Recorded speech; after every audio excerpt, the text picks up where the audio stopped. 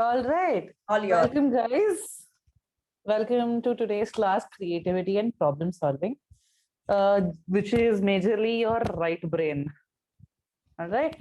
Now, what is creativity? Creativity is the use of imagination or an original idea to make something new. Okay, it is a goal-directed thinking, which is unusual, novel, that is new or different or unique, and very, very useful.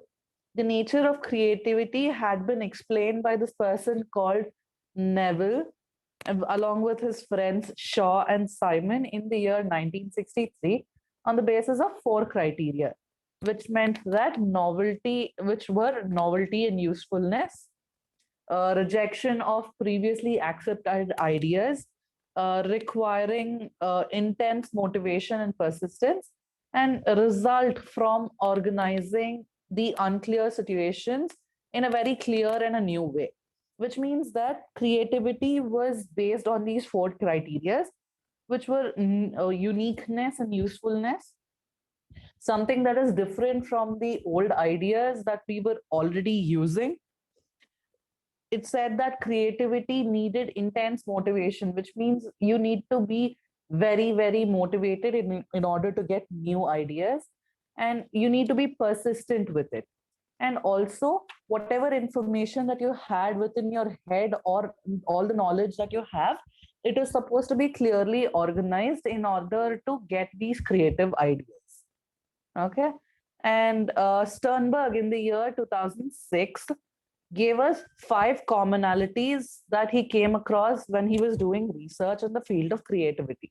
He said that creativity involves thinking which aims at producing ideas or products that are relatively new or unique and that are, in some respect, considered as compelling. Meaning, he thought of creativity as something new. Again, it is something new and unique. And he also said that creativity has some domain specific and domain general elements. Creativity is measurable, but only to a certain extent. You cannot measure creativity beyond that certain extent. Okay, a benchmark has been drawn. That's it. Now, creativity can be cultivated and promoted. Cultivated in the sense, you can actually, if someone does not have this creativity aspect in them, it can actually be taught to them, and this can be promoted and developed in this person. Creativity is not as highly rewarded as it should be. Matlab, in practicality, it is not as rewarded as as it should be in theory. Now, there's something called as the investment and confluence theory of creativity. Sternberg, again in the year 2006, came up saying that in order to understand creativity, you needed six distinct resources in order to understand it. And these six resources are distinct as well as interrelated. Matlab, they're independent and yet they have to have connections between each other. Now, a combination between all these six uh, features or resources are required for the person to be very creative. And what they are intellectual skills, knowledge, thinking styles, personality, motivation, and environment.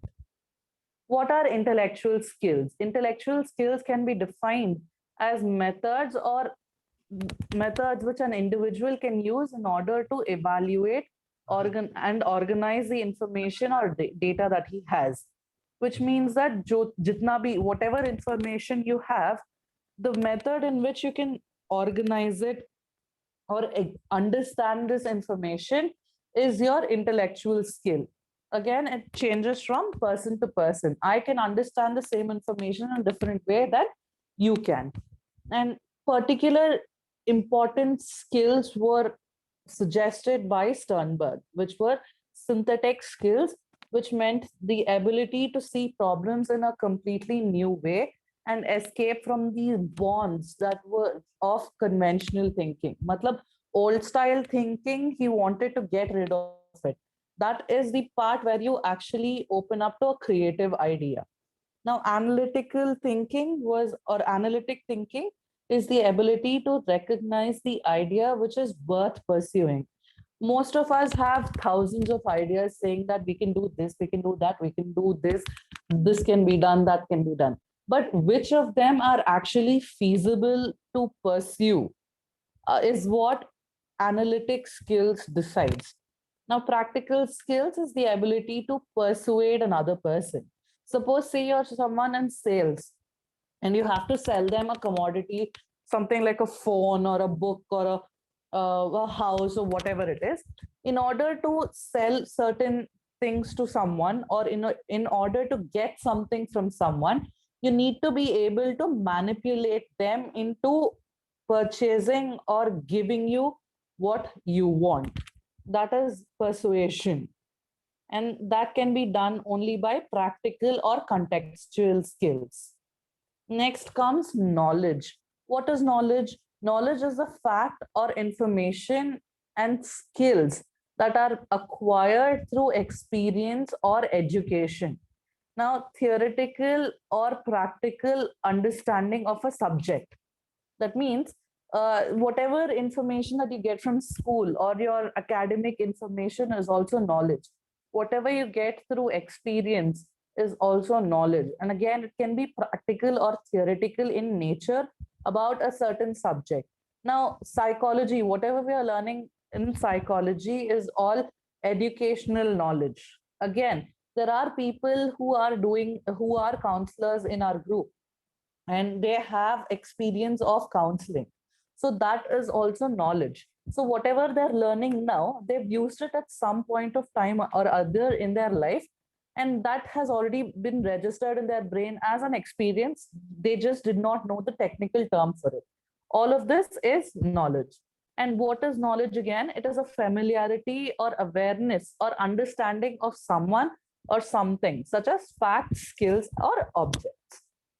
Now, thinking styles. Now, what are thinking styles? Thinking styles are characteristic ways of processing information, and it involves how one acquires the knowledge, how they organize their thoughts, or form views or opinions about this information that they have, how they apply this knowledge or information they have to personal values, how they solve a problem using this information that they have, how they make decisions depending on their experiences and their knowledge, plan what to do based on the information that they have, and how they can express themselves to another person.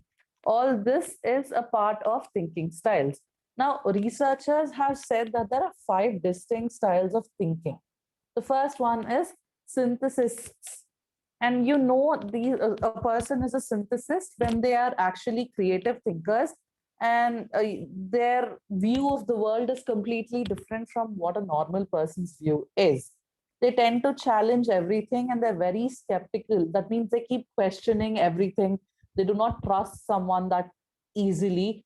And even when there is no reason to do so, that means I can trust my parents, I can trust you people, but that this person is always challenging you or is very doubtful of you, he doesn't trust you. That person is a skeptical person. He's able to juggle arguments and counter arguments, forming new ideas from the conflict. Matlab, he knows both the sides of the coin. Now, if you're discussing a topic and there's an argument or debate between me and someone else, this person is able to form ideas on both for and against this particular topic, and he's able to generate new ideas when this conflict is going on. And they're able to open an argument and give a confrontation as well. That means they can start the argument and they can close it as well. And they always want to know what if. Matlab, if it doesn't happen this way, what will happen then? What if it doesn't happen that way? What will happen then? That is what they do. The next person is an idealist. You know, a person is an idealist when they have very high goals and standards. That means believe in lofty goals and standards. They respond to other people in a very attentive and a respective manner. Matlab, no matter who is in front of you, they're very attentive to you and they respect you no matter what. They try to avoid any fights, arguments, or debates with another person. They take a big picture kind of a view of everything. They focus on the whole, again, big picture. The third type of thinking style is pragmatist. Now these people are looking for immediate results. Matlab, they do something, they want to be praised. If they are offering something to someone, they want to be immediately complimented. These kind of a people. That was just an example, by the way. They like to do new things. They like brainstorming. Matlab, they try to get new ideas and try to work on it. And they're very good at convincing other people of the validity of their ideas. Matlab, if they have an idea, they want to convince, they have to convince, and they will convince you that it is a very good idea. They have a willingness to agree with the ideas of others. Matlab, they're ready to accept your ideas as well. These people are the most creative and innovative people that you can find. Next come the analysts. These analysts are very active. They value accuracy. That meaning, if I tell you something, say suppose Praveen said there was no extension of assignment dates post 15th of June. Now, the person who's an analyst will be like, is this true? How true is it? It means that we're not going to have any extensions after this. What is the proof that this person has?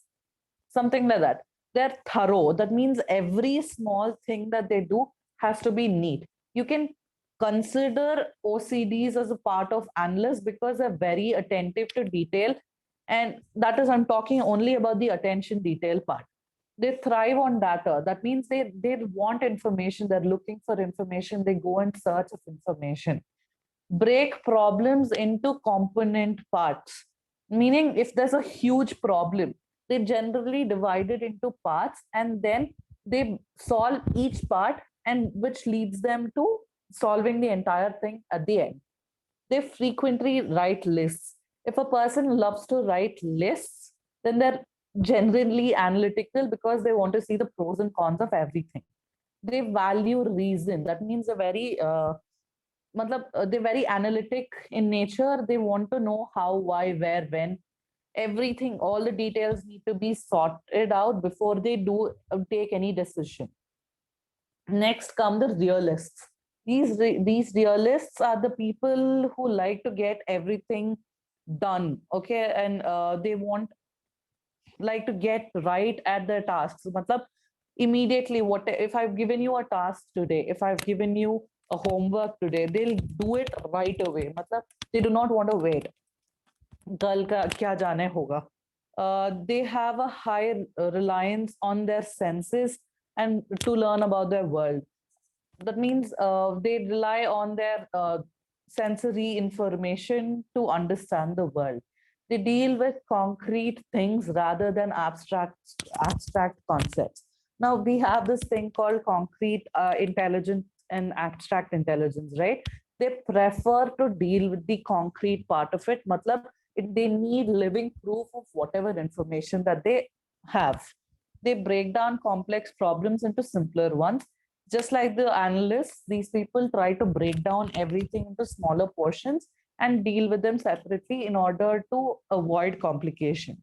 They have poor tolerance for ambiguity. Matlab, everything has to be neat, crisp, and very precise. They do not like extra information that confuses them. Okay, those were the types of thinking styles. And now we move on to personalities. Personality attributes of an individual have an influence on how creative they are, or on the creative process that an individual has. The attributes include the following, but they're not limited to whatever I'm about to say. Willingness to overcome an obstacle, willingness to take sensible risks, and willingness to tolerate ambiguity and self-efficacy. Now, these people are they are ready to take up a problem and get over it.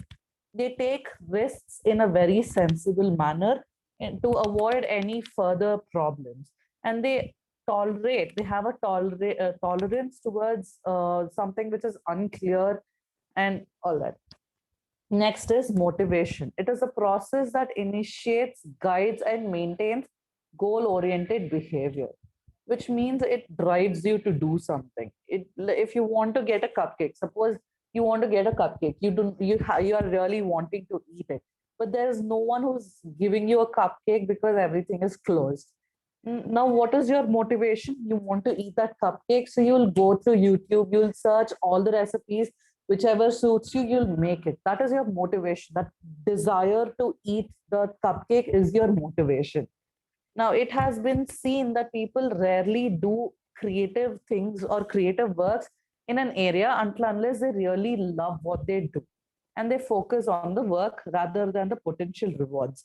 Matlab, if I'm looking for reward, right now, if I'm looking for reward for teaching you people, or sorry, not teaching exactly, for telling you people what I know, then I'm not going to really be able to do something that I'm really good at. I'll be like, no, no, no. If only these people give me some praise, I will do this. Then I'm not going to be able to do my work to the fullest extent. I need to love what I do. So that is why, because I love what I'm doing right now, telling you people what I know, passing on the information, what I know to you people, I'm able to do it with all my energy, all my focus, and everything. That is where creativity requires motivation. Now, environment around us must be conducive, meaning supportive and rewarding in order to produce creative ideas. I've used this example previously also. A writer, a novelist, someone who is creative in nature tend to go and investigate in places or certain places that is closest to the situation that they're writing about. Suppose, say, a novelist is writing about a coffee shop. They tend to go sit in a coffee shop and observe everything in order to understand what was happening. Now, that coffee shop environment is supportive of what he is thinking and gives him more ideas, which is rewarding to him.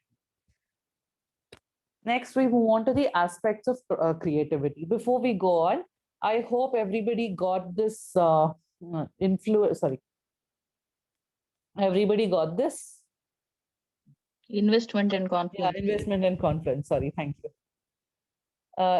Has everybody understood all these six concepts? Guys? Yes, yes. Okay, thank you. And one more thing before we move on to the aspects, the confluence, the part where the confluence comes in is where all these six properties that you have in the investment part of it, they generally are mixed and matched to a person, an individual. Matlab, someone might have more of thinking styles, has a different proportion of thinking styles to knowledge, more motivation to environment and all that. So it's a mix and match of all these six properties or factors, which gives you an individual. Okay. Next, we move on to the aspects of creativity. Now, Torrance, while coming up with the Torrance test of creative thinking, explained six components of creativity and described that the aspects of creativity are in terms of their mode of measurement. And these six aspects were fluency, flexibility, originality, elaboration, abstractness of titles, and resistance to premature closure. Now, what is fluency? Fluency is the ability to produce a number of creative ideas. Okay, it relevant ideas and shows the ability to produce a number of figural information. What is flexibility? The flexibility is the ability of a person to adjust his ideas or solutions or whatever information he has depending on the task at hand. Or okay, now the flexibility is the individual's ability to produce not only a large number of responses ideas or solutions, but also a variety of responses, ideas, or solutions to a problem. Originality is how different your idea is from the conventional thought, how different it is, and statistically infrequent ideas is what the textbook says. It shows the ability to produce an uncommon or a unique response. Next, we go on to elaboration. Now, elaboration is the number of added ideas that demonstrate the subject's ability to develop and elaborate on a certain idea. Abstractness of titles, it talks about how, see, now if you take a company's name, all right, if you suppose say okay, can someone give me an example of a very creative name of a company? Apple. Mindtree. Mindtree. Okay, Apple, Amul. Mindtree. Sorry? I think Amul. Amul, I do not know the abstractness of the title. No, yeah, they're ads. You're asking about creativity, right? I'm talking about the name of the company, not the creative. All right. See, Carry on. the word title here talks about the name of the company. Like they said, Mindtree. The name of the company is Apple. Now, abstractness of, suppose, say Mindtree. What does Mindtree mean? It doesn't mean that the mind is in the shape of a tree. If you, that is the concrete part of it, or the tree in the shape of a mind. It's a little weird, isn't it? Now, Mindtree talks about networking. Okay, the abstractness talks about networking and the branches and how far you can reach into your mind, the roots of it. There are different ways you can take up the hidden meaning inside the word or the company's name, Mindtree. Okay, that is now the abstractness of titles. Now, the last part of aspects is resistance to premature closure. Now, if you see, the guy below gives up just inches before he reaches the diamonds, right? It is, and the guy above is very excited to reach the diamond, saying that, no, I will get these. The reason why this person gave up is because he had a negative concept saying that no matter how much I dig, I'm not going to find these diamonds. He gave up a little prematurely, isn't it? So he did not reach the mine of, or the entire stock of diamonds that are there right behind those few centimeters of wall. Now, this is how resistance to premature closing should work. No matter how far you go, even if your idea doesn't look like it's working, you need to work on it a little more instead of closing it down. Suppose, say you have an idea that you want to work with certain disabled children and you're not able to find a way to do it. Don't give up on that idea, because your idea of helping that person, the disabled children or disabled person, is very noble and it is very unique compared to, depends on which type of a disabled person you're going to work with. This is just an example again. So if you're not able to find a way, keep digging at it, because if you keep digging at it, you will reach that diamond mine. If you don't, you'll go back empty-handed. That is the resistance to premature closing. Again, what the textbook says here is the degree of psychological openness based on the belief that creative behavior requires a person to consider a variety of information when processing information and to keep an open mind. Keeping an open mind is important for the aspects of creativity. Next, we move on to stages of preparation. What are the stages of preparation that we have? Before we go ahead, because this was a topic that we've discussed previously, can someone share the different stages of creativity with me?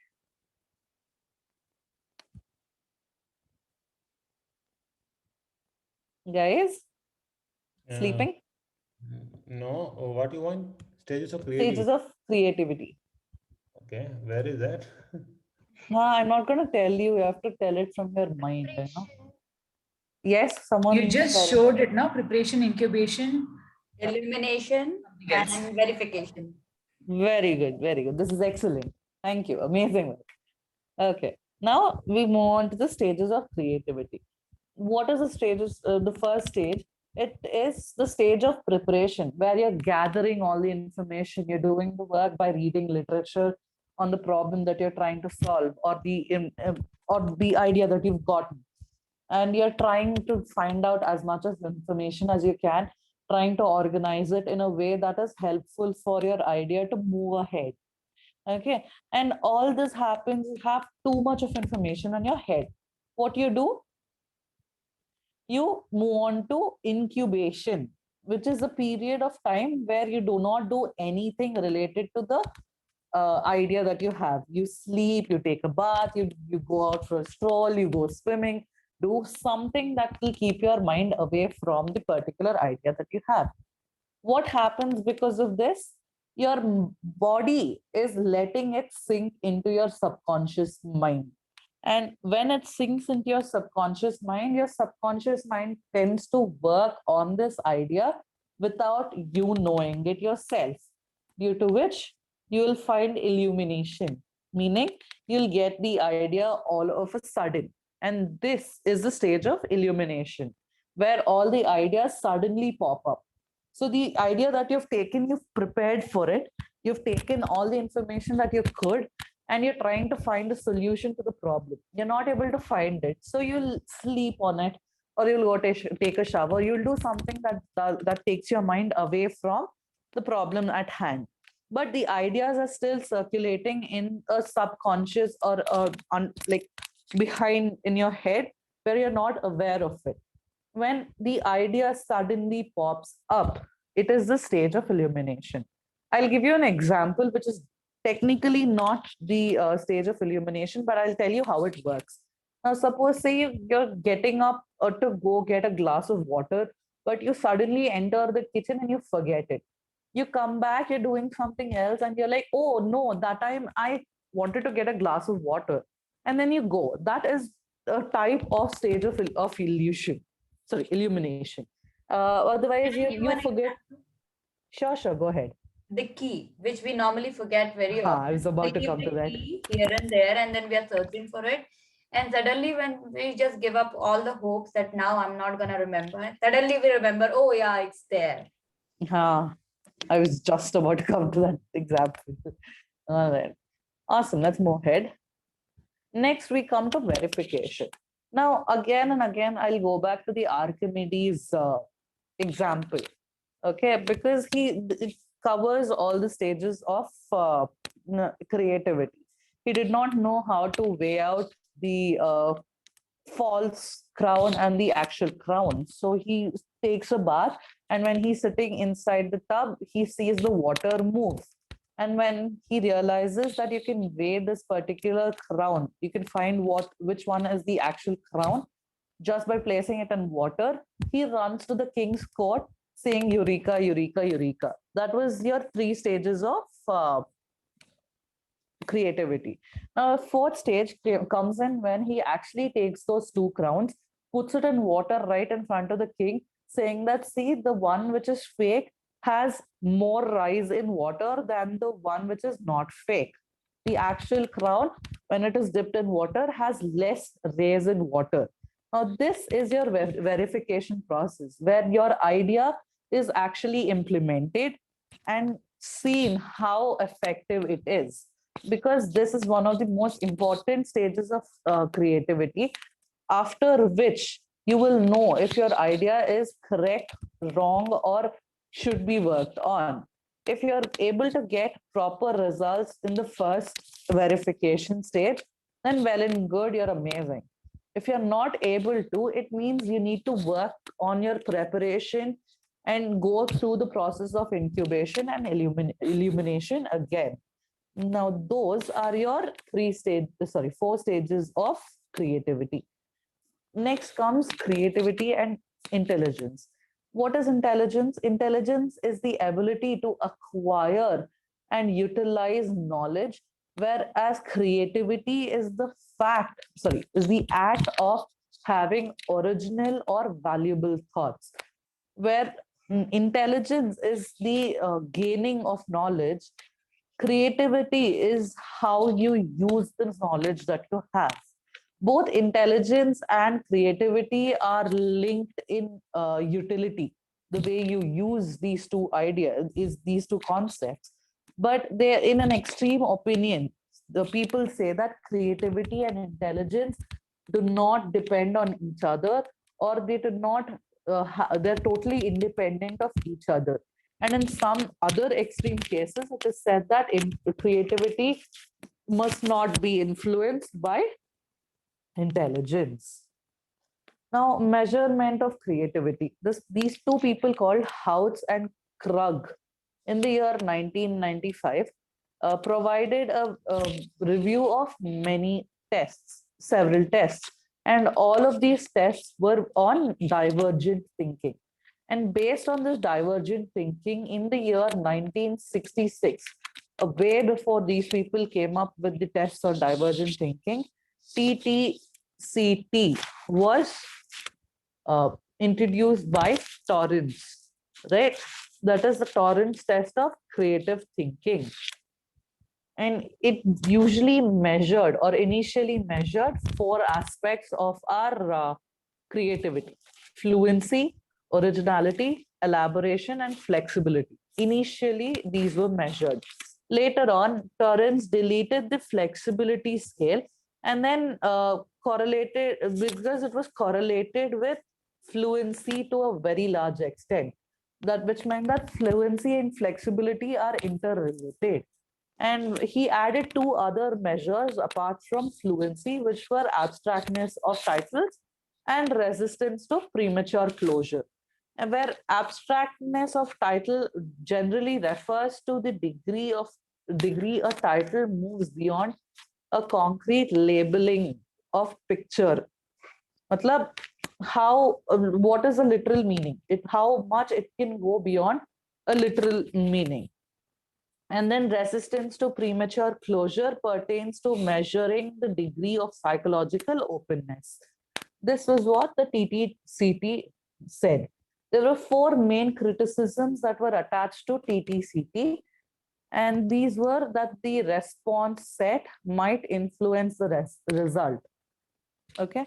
And the creativity tests that were administered under different conditions had different performances.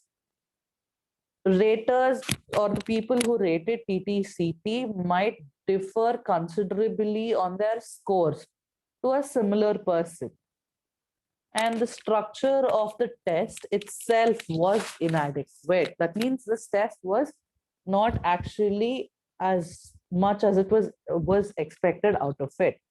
We move on to problem solving. Now, problem solving is the process by which individuals attempt to overcome difficulties and achieve plans that move them from a starting situation to a desired goal, or reach conclusions through the use of higher mental functions such as reasoning and creative thinking. This is what problem solving is. It is moving from one situation to another situation, that is starting situation to a desired situation, and involving higher mental processes.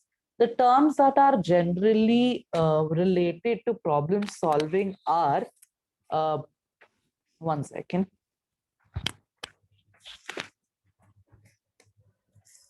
Just give me a second, guys. I'm so sorry.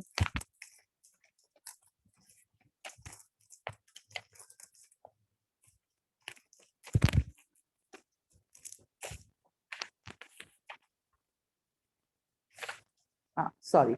The original or the initial state, which means where goals, sorry, which is the beginning of the problem solving process. Goal state or end state is a state where an individual reaches after the problem is solved. Goal state is a desired state for a person solving the problem, and it is generally not a smooth ride till the end to the end state. It is a very bumpy ride. Now, person or operator Person or operator refers to the person who is in the initial stage and is working very hard to achieve the goal state or the end state through the application of certain techniques or skills. Problem space is the combination of operator, initial, and goal state. It also includes a number of elements apart from these three in it that are required to organize organize the situation in a particular manner. Now, rules refer to the rules refer to the what am I talking about? These refer to the rules that exist in converting the problem state to the goal state, which means that rules are the particular set of instructions that will help guide you from moving from the goal state to, from the initial or the original state to the goal or the end state. Now, types of problems, typologies of problems. The first thing that says is well-defined problems or ill-defined problems. What are well-defined problems? I would ask someone to actually help me with this because it looks like everybody's sleeping. It's almost 10. Can someone tell me what a well-defined problem is? It have a well-defined solution also. No, not exactly. Okay. If you want Clear. apples, I'll tell you I want apples. I'll not say that it looks red and it might be Yes. green, Yes, it might be very good, yellow, very good. like that. Okay, excellent. Thank you. A well-defined problem is where an initial and a goal state are defined. Matlab, your initial, the place where you are currently standing in the problem-solving process and the place where you have to reach are given to you in a very defined, clear, crystal clear method or a crystal clear way. And they have a definite number of operators. So it means that you can use you and another person, or you and another object, or you and this person. It is very defined as to the number of people that you can use as operators in solving this problem. It has a very well defined or a clear set of rules and sub goals in order to help you move from the initial state to the goal state. This is what a well-defined problem is. An ill-defined problem, on the other hand, does not have any of this. They just give you the problem. They do not mention where the initial state is, what the goal state is. They do not tell you if you can use a who you can use as operators. They do not give you rules as to how to finish this problem. These are all a part of your ill-defined problems. Next, we move on to the problems of inducing structure. This requires determining relationships between several elements. Now, when you're talking about initial state, goal state, the operators and the rules, these are all some of your elements that are there in the problem solving, right?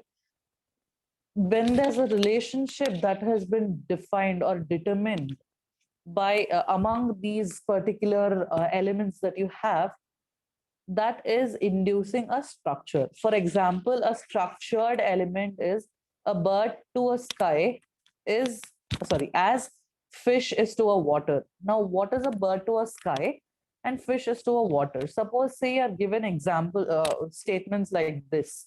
Your problem there is you have to form a structure and make relationships between the bird and the sky and fish and water. That is how you'll solve this problem. These are actually called analogies or analogy problems.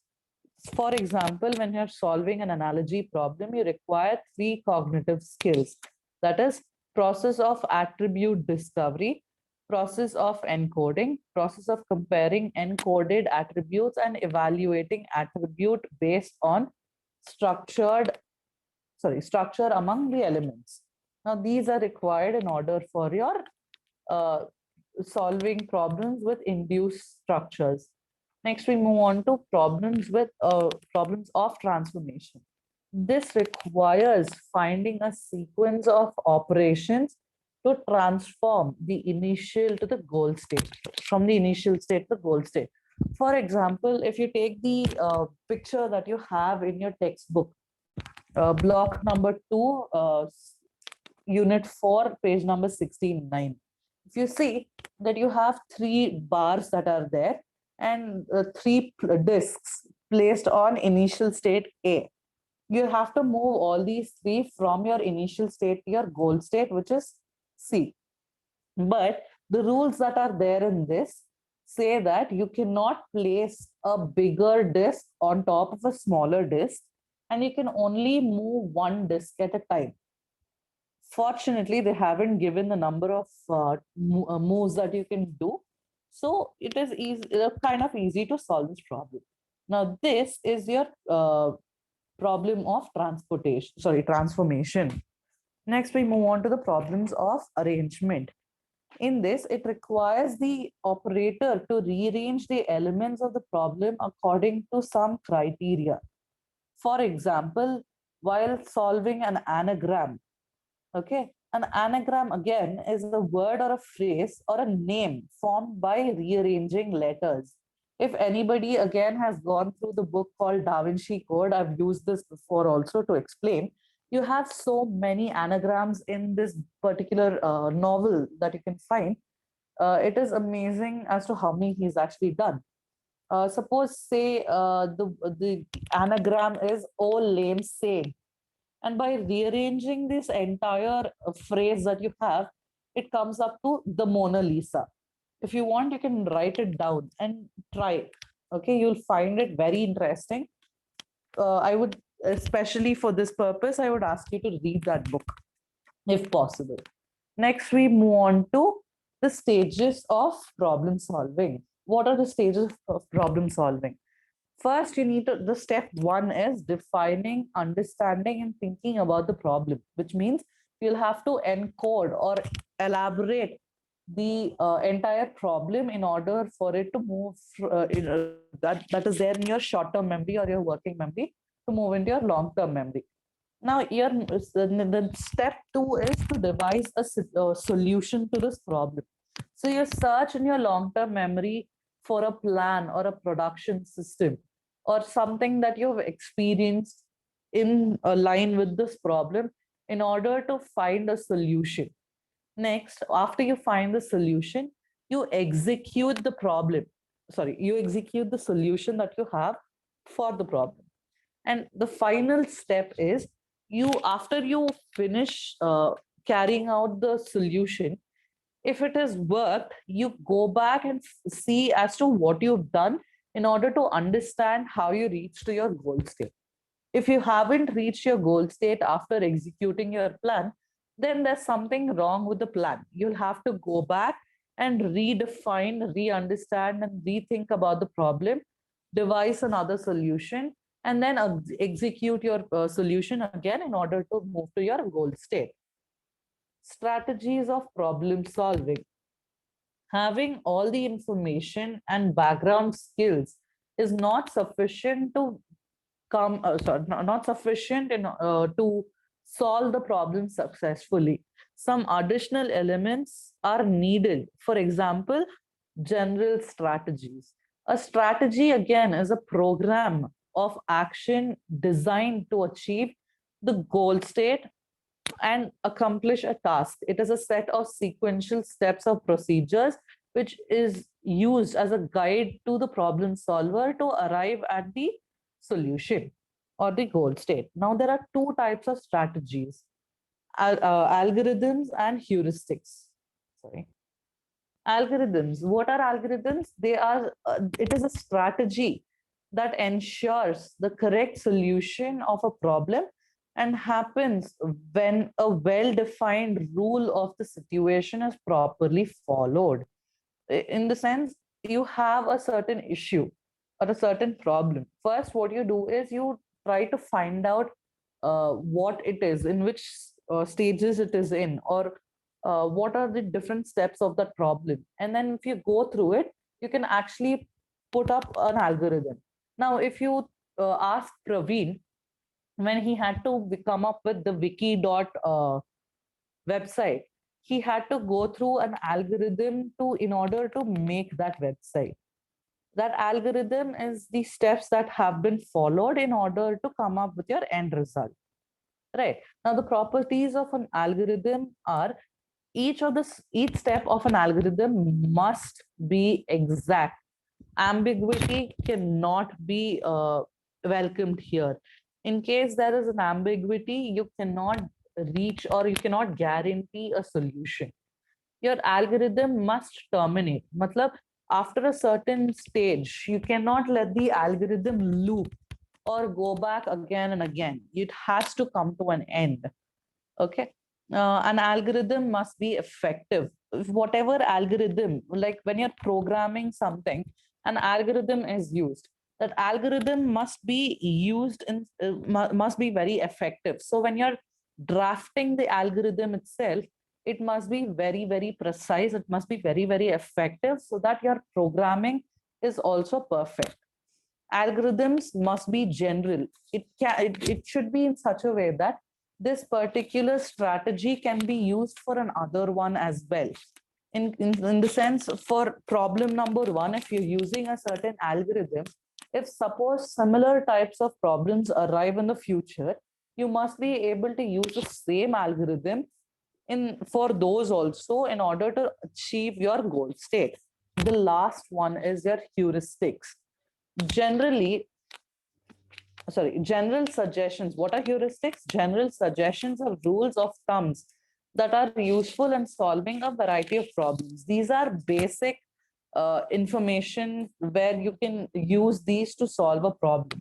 They're generally very powerful, okay, and they are globalized, which means general. There are two types: general heuristics and specific heuristics. General heuristics are context free and are applied across different situations. Again, here it is similar to your domain general. And specific heuristics are heuristics that are used in specialized areas. Okay, that means very specific areas. There are different types of heuristics. One is your means end analysis. The problem solver here begins by envisioning or looking at the end. That is, he looks at the end, the goal state, and then determines which is the best strategy that he has to use in order to reach the goal state from the state he is currently in. So if I have a problem, I'll look at the solution. I'll try to look at the solution or the goal state, that is the stage after you find the solution where the problem is solved, and try to find out which particular strategy you can use in order to reach from the initial stage to your goal state. Working backwards is a method of problem solving in which the individual imagines that they have already solved the problem they are trying to solve. By imagining that the problem is solved, they can work in the reverse direction in order for their brain to visualize the entire situation in order to reach from the initial state to the goal state. Matlab, you're looking at it backwards. Now there's a picture of a maze there. Now, remember, as kids, we used to do these puzzles where you had to find out which way you need to reach the particular chocolate through the maze, right? What I used to do is I used to start from the chocolate and look backwards. That way, I would find it easier to reach, to bring the chocolate to me rather than me going towards the chocolate. Now, analogies, we already went through analogies before itself. These are words or phrases or names formed by rearranging the letters. This uses experience of strategies, and it is used to solve a problem by using these past experiences. Okay, now analogy examples are: if time is money, spend it wisely. She is as light as a feather. All these are all examples of analogies. The last part of it, the last part of the chapter is the factors that are affecting your problem solving. Now, nature of the problem. If the problem itself is very big and very difficult, then it is difficult to solve the problem as well. The next is the degree of difference between the initial and the goal state.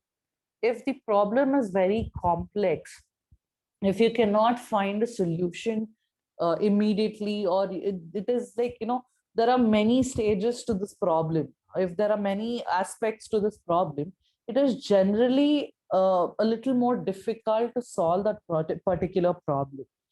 Next is the perceiver set. It is a tendency to understand and respond to particular stimulus in a stereotypical manner. Like, again, if you have a certain stereotype towards the problem that you're seeing, you generally do not have an open mind to face it. So you're going to look at it in a very stereotypical manner and not move past it, which makes it difficult for the person to solve the problem.